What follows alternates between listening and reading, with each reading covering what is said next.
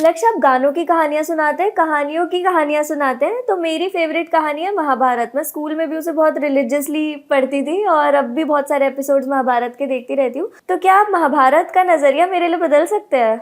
So basically point ये है रिया कि असल में कहानियों के पीछे का अगर बैक स्टोरी, आपको सही बैक स्टोरी पता हो तो वो पूरी कहानी देखने का नजरिया, परसेप्शन पूरा बदल जाता है। महाभारत, ओशो ने एक बहुत खूबसूरत बात कही थी कि एक ह्यूमन लाइफ में, ह्यूमन एग्जिस्टेंस में जो भी इमोशन आप फील कर सकते हो वो सब महाभारत में है। So Mahabharata is like a very vast and very important story for all the Indians, specifically all the Indians. और जैसा कि आपने कहा कि क्या ऐसे कुछ है, तो एक्चुअली है। आपको बहुत कहीं मैंने पढ़ा था, इतनी खूबसूरत सी बात थी कि history is written by winners. इतिहास वही लिखते हैं जो जीतते हैं। पांडव जीते इसलिए वो सही हो गए, अच्छे हो गए, और कौरव हार गए इसीलिए वो बुरे हो गए और इविल हो गए। पर जरूरी तो नहीं है ना। बट एक करेक्टर तो आई एम श्योर आप भी नेगेटिव कहोगे, विच इज शकुनी, बिकॉज उनके तो पूरी महाभारत में नेगेटिव स्टोरीज ही हमने सुनी है, उनका छल कपट सब हमने देखा है। उनके बारे में आपका क्या परसेप्शन है? शकुनी थे तो नेगेटिव ही, नो डाउट्स अबाउट इट। बस मेरा पॉइंट है कि आपको पता है शकुनी ने जो भी किया वो क्यों किया। अगर आपको वो पता हो तो शायद शकुनी की तरफ देखने का आपका नजरिया थोड़ा सा बदल जाएगा। कहानी सुनोगी? हाँ। That's what I do. बताओ।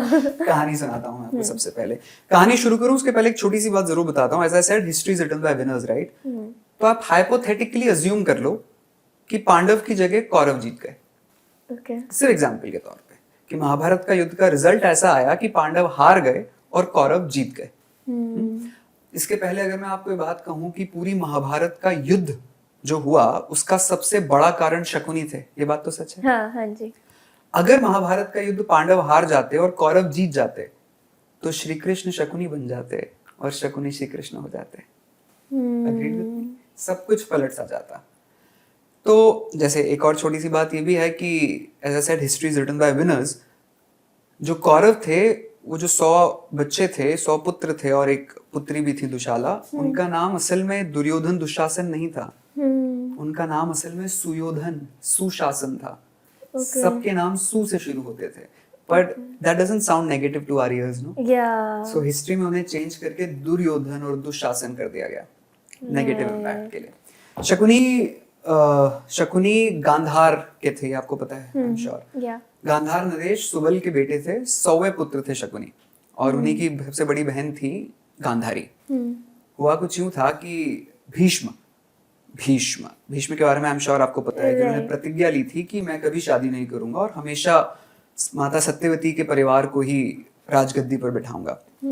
तो सबसे बड़े बेटे धृतराष्ट्र जो कि अंधे थे, उनकी शादी कराने के लिए वो गांधार गए और गांधार की पुत्री को उठा लाए कि इसकी शादी तो आर्यव्रत के सबसे बड़े राजा से ही होगी, बात खत्म, फुल स्टॉप, क्योंकि भीष्म ने कह दिया। कोई कुछ कर नहीं सकता था। शकुनी बहुत गुस्से में थे कि उनकी बहन की शादी एक अंधे से करवा दी गई है, पर कुछ कर नहीं सकते थे। अब जो मैं आपको कहानी सुना रहा हूँ, बहुत कम लोगों को ये कहानी पता है कि असल में बचपन में ही गांधारी मांगलिक थी, उनके ऊपर मंगल दोष था। तो वो हटाने के लिए गांधारी की बचपन में ही शादी एक बकरी से करा दी गई थी। और बकरी से शादी कराने के बाद उस बकरे को मार दिया गया था, सो दैट मंगल दोष हट जाए। जो भी आज हम पेड़ों से शादी करा दिया करते हैं मंगल दोष हटाने के लिए, वैसा वाला। पर ये बात बताई नहीं गई, और कुछ महीनों बाद जब भीष्म को पता चली तो उनका ईगो हर्ट हो गया। अगर आप हिस्ट्री में पढ़ें तो आपको एक बात हमेशा हर जगह मिलेगी कि भीष्म का ईगो बहुत बड़ा था। तो उन्होंने क्या किया, उन्होंने पूरे गांधार के पूरे परिवार को अपने घर न्योता दिया, बीइंग अ गेस्ट। अब उस जमाने में होता ये था कि जिसके भी आप अतिथि हैं और जो आपका आतिथेय है, वो जहां रखेगा आप वहां रहेंगे, वो जो खिलाएगा आप वही खाएंगे। You can't ask for things, ऐसा चलन था, ट्रेडिशन था। तो गांधार नरेश सुबल अपने चाचा मामा काका ताऊ पूरा कुनबा लेकर आर्यव्रत आए, हस्तिनापुर आए। शकुनी भी उनमें से एक थे। और तब भीष्म ने कहा कि तुम लोगों ने मुझसे बात छुपाई कि आर्यव्रत के राजा की बीवी रानी ऑलरेडी एक डिवोर्सी है, पहले उसकी शादी हो चुकी है, इसके लिए तुम्हें दंड मिलेगा। उन्होंने उनके पूरे परिवार को, कुनबे को, एक घर में हाउस अरेस्ट कर दिया और कहा कि मैं युद्ध पर जा रहा हूं, कुछ महीनों बाद लौटूंगा। तुम सबको खाने के लिए एक मुट्ठी भर चावल, 1 मुट्ठी चावल for all of you, not individually, एक मुट्ठी चावल, इसमें आप सब खा लो, जब मैं युद्ध से लौटूंगा तुम में से जितने लोग बचेंगे उनको छोड़ दूंगा, बाकी सब मर जाओ, ये तुम्हारा दंड है। करके भीष्म चले गए और पूरा गांधार परिवार, सुबल का पूरा कुनबा वहां पर धीरे धीरे वो चावल खाने लगा। जब कुछ दिन बीत गए तो उन्हें रियलाइज हो गया कि अगर हम सब थोड़ा थोड़ा चावल खाएंगे तो शायद कोई भी जिंदा नहीं बचेगा। तो उन्होंने डिसाइड किया कि हम में से कोई एक ही है जो चावल, सारे का सारा चावल खाएगा, और जब यहाँ से बाहर निकलेगा तो हम सबका बदला वो लेगा। ठीक है, एक अलग ही कहानी है कि वो डिसाइड कैसे किया गया, वो कभी और, पर वो डिसीजन लिया गया कि वो शकुनी होगा।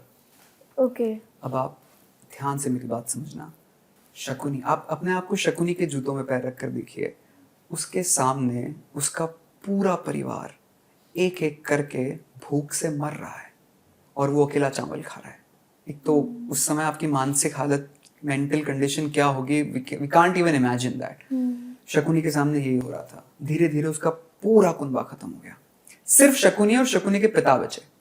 और जब शकुनी के पिता की भी मरने की हालत आ गई, तब शकुनी के पिता ने शकुनी से कहा था कि तुम बड़े रंगीन स्वभाव के हो, मुझे पता है यहाँ से बाहर निकलोगे तुम फिर से अपनी अय्याशियों में लग जाओगे और भूल जाओगे कि तुम्हारे परिवार के साथ क्या हुआ, तो मैं तुम्हें कुछ देना चाहता हूँ, खड़े हो जाओ।